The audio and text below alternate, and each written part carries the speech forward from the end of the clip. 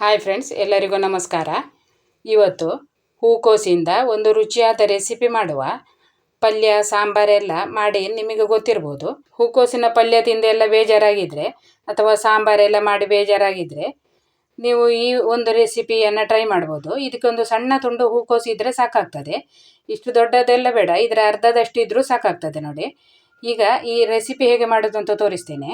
ಈಗ ಒಂದು ಪಾತ್ರೆಯಲ್ಲಿ 1 ಕಪ್ ಆಗುವಷ್ಟು ಅಕ್ಕಿಯನ್ನು ನೆನೆಸಿ ಇಡಬೇಕು. 10 ನಿಮಿಷದೊಳಗೆ ಮಾಡಿಕೊಳ್ಬೇಕು ಅಂತಾದರೆ ಅಕ್ಕಿ ನೆನೆಸುವ ಬದಲಾಗಿ ಅಕ್ಕಿ ಹಿಟ್ಟನ್ನು ಉಪಯೋಗಿಸಿಕೊಂಡು ಕೂಡ ಇದನ್ನು ಮಾಡಿಕೊಳ್ಬೋದು. 1 ಕಪ್ ಆಗುವಷ್ಟು ಅಕ್ಕಿಯನ್ನು ಹಾಕಿದ್ದೇನೆ. ಹಾಗೆ ಅದಕ್ಕೆ 2 ಚಮಚ ಆಗುವಷ್ಟು ತೊಗರಿಬೇಳೆ ಹಾಕಿದ್ದೇನೆ. ತೊಗರಿಬೇಳೆ ಬದಲಾಗಿ ಕಡಲೆಬೇಳೆ ಹಾಕಿದರೂ ಆಗ್ತದೆ, ಅಥವಾ ತೊಗರಿಬೇಳೆ ಹಾಕದೆ ಕೂಡ ಇದನ್ನು ಮಾಡ್ಕೊಳ್ಬೋದು. ಇದಕ್ಕೊಂದು ಒಳ್ಳೆಯ ರುಚಿ ಬರ್ತದೆ ತೊಗರಿಬೇಳೆ ಹಾಕಿದರೆ, ಅದಕ್ಕಾಗಿ ನಾನು ತೊಗರಿಬೇಳೆ ಹಾಕಿದ್ದೇನೆ. ಈಗ ಇದನ್ನು ಚೆನ್ನಾಗಿ ತೊಳೆದು ತರಬೇಕು. ಮೊದಲೇ ತೊಳೆದೇ ನೆನೆಸಿಟ್ರೂ ಆಗ್ತದೆ, ಅಥವಾ ರುಬ್ಲಿಕ್ಕೆ ಆಗುವಾಗ ತೊಳೆದುಕೊಂಡ್ರೂ ಆಗ್ತದೆ. ಈಗ ನಾನು 2-3 ಸಲ ತೊಳೆದು ಇದನ್ನು ನೆನೆಸಿಡ್ತಾ ಇದ್ದೇನೆ. 1 ಗಂಟೆ ನೆನೆಸಿದರೆ ಸಾಕು. ಈಗ ಇನ್ನೊಂದು ಪಾತ್ರೆಯಲ್ಲಿ ಸ್ವಲ್ಪ ಉಗುರು ಬಿಸಿ ನೀರನ್ನು ತಗೊಂಡಿದ್ದೇನೆ. ಅದಕ್ಕೆ ಒಂದು ಚಮಚ ಆಗುವಷ್ಟು ಉಪ್ಪನ್ನು ಹಾಕ್ಕೊಳ್ಬೇಕು. ಹಾಗೆ 1 ಚಿಟಿಕೆ ಅರಶಿನ ಹಾಕ್ಕೊಳ್ಬೇಕು. ಈಗ ಹೂಕೋಸನ್ನು ಬಿಡಿಸಿ ಈ ನೀರಿನಲ್ಲಿ ಹಾಕ್ಕೊಳ್ಬೇಕು.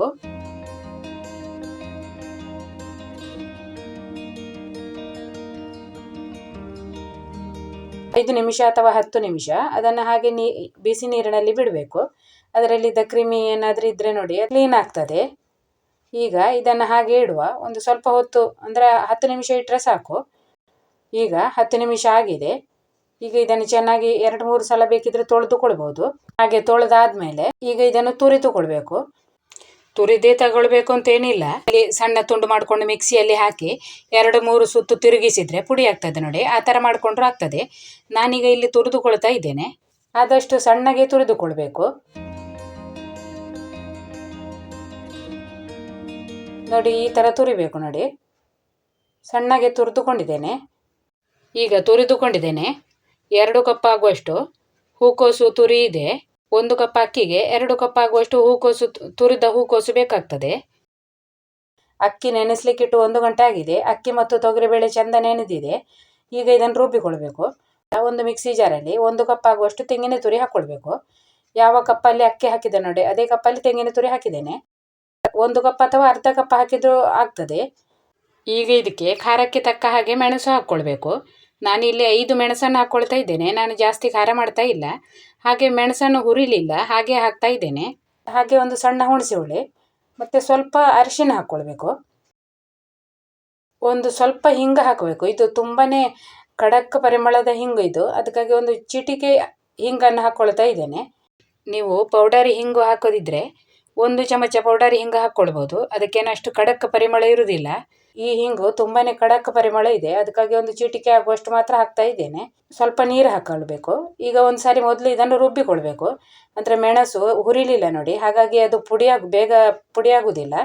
ನೀವು ಗ್ರೈಂಡರಲ್ಲೆಲ್ಲ ರುಬ್ಬೋದಿದ್ರೆ ಎಲ್ಲವನ್ನು ಜೊತೆಯಲ್ಲೇ ಹಾಕಿ ಕೂಡ ರುಬ್ಬಿಕೊಳ್ಳಿಕ್ಕಾಗ್ತದೆ, ಅಥವಾ ಮಿಕ್ಸರಲ್ಲಿ ಬೇಕಿದ್ದರೂ ರುಬ್ಬುವಾಗ ನೀವು ಎಲ್ಲವನ್ನು ಜೊತೆಯಲ್ಲೇ ಹಾಕ್ಕೊಳ್ಬೋದು.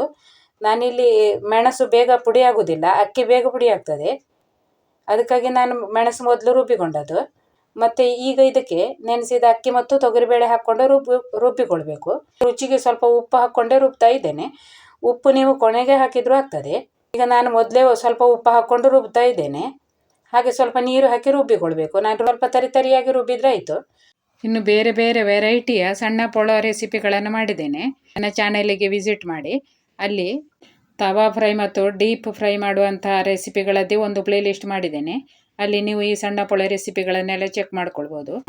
ಹಾಗೆ ಸ್ವಲ್ಪ ನೀರು ಹಾಕಿ ರುಬ್ಬಿಕೊಳ್ಬೇಕು. ನಾನು ರುಬ್ಬಿ ತಂದಿದ್ದೇನೆ. ಸ್ವಲ್ಪ ತರಿಯಾಗಿ ರುಬ್ಬಿದ್ರೆ ಆಯಿತು. ಈಗ ರುಬ್ಬಿದ ಹಿಟ್ಟನ್ನು ಒಂದು ಪಾತ್ರೆಯಲ್ಲಿ ತೆಗಿಬೇಕು. ಮಿಕ್ಸಿಯಲ್ಲಿ ಹಿಟ್ಟು ಉಳಿದಿದ್ರೆ ಅದಕ್ಕೆ ಸ್ವಲ್ಪ ನೀರು ಹಾಕಿ ಅದನ್ನು ಕೂಡ ಸೇರಿಸಿಕೊಳ್ಬೇಕು. ಈಗ ಇದನ್ನು ಒಂದು ಸಾರಿ ಚೆನ್ನಾಗಿ ಮಿಕ್ಸ್ ಮಾಡಿ ಇದಕ್ಕೆ ಉಪ್ಪು ತಾಗಿದೆ ಅಂತ ನೋಡಿಕೊಳ್ಬೇಕು. ಈಗ ಚೆನ್ನಾಗಿ ಮಿಕ್ಸ್ ಮಾಡಿಕೊಂಡಿದ್ದೇನೆ. ಹಿಟ್ಟು ನೋಡಿ, ನಿಮಗೆ ಕಾಣ್ತಿರ್ಬೋದು. ರುಬ್ಬಿದ ಹಿಟ್ಟು ಸ್ವಲ್ಪ ತರಿಯಾಗಿಯೇ ಇದೆ ನೋಡಿ. ಇದೇ ಥರ ರುಬ್ಬಿಕೊಂಡ್ರೆ ಆಯಿತು. ಜಾಸ್ತಿ ನಯವಾಗಿ ಏನು ರುಬ್ಬಿಕೊಳ್ಬೇಕಾಗಿಲ್ಲ. ಈಗ ಇದಕ್ಕೆ ಉಪ್ಪು ತಾಗಿದೆ ಅಂತ ನೋಡಿಕೊಳ್ಬೇಕು. ಇದಕ್ಕೆ ಉಪ್ಪು ತಾಗಲಿಲ್ಲ, ಅದಕ್ಕಾಗಿ ಮತ್ತೆ ಒಂದು ಸ್ವಲ್ಪ ಉಪ್ಪನ್ನು ಹಾಕ್ಕೊಳ್ತಾ ಇದ್ದೇನೆ.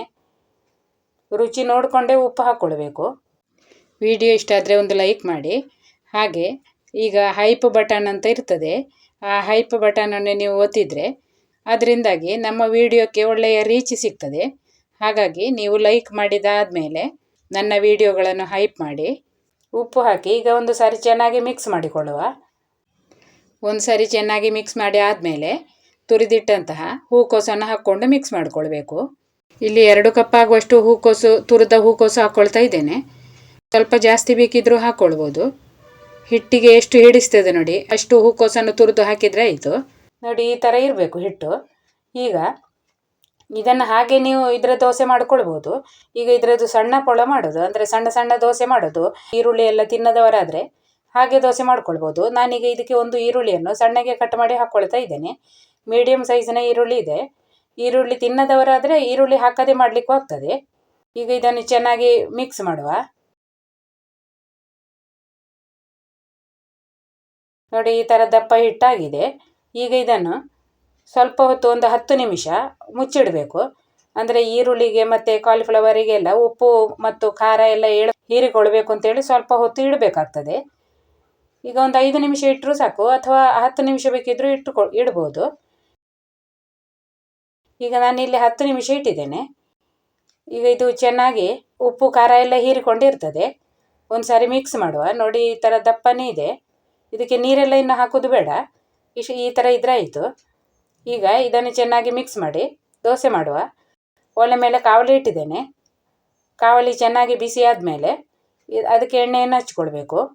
ಈಗ ಹಿಟ್ಟನ್ನು ಹಾಕ್ಕೊಳ್ಬೇಕು. ಹಾಗೆ ಒಂದು ದೋಸೆ ಶೇಪಲ್ಲಿ ನೀವು ಅದನ್ನು ಹರಡಬೇಕು.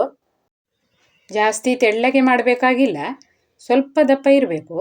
ಇಲ್ಲೇ ಇದ್ರೆ ಅದು ತೆಗೆಯುವಾಗ ತುಂಡಾಗ್ಬೋದು. ನಾನೀಗ ಮಾಡ್ತಾ ಇದ್ದೆ ನೋಡಿ, ಇದೇ ಥರದ ಸ್ವಲ್ಪ ದಪ್ಪ ಇಟ್ಟರೆ ಆಯಿತು. ಈಗ ಇದಕ್ಕೆ ಮೇಲಿಂದ ಸ್ವಲ್ಪ ಎಣ್ಣೆ ಹಾಕಬೇಕು. ಮುಚ್ಚಿಟ್ಟು ಬೇಯಿಸಿಕೊಳ್ಬೇಕು.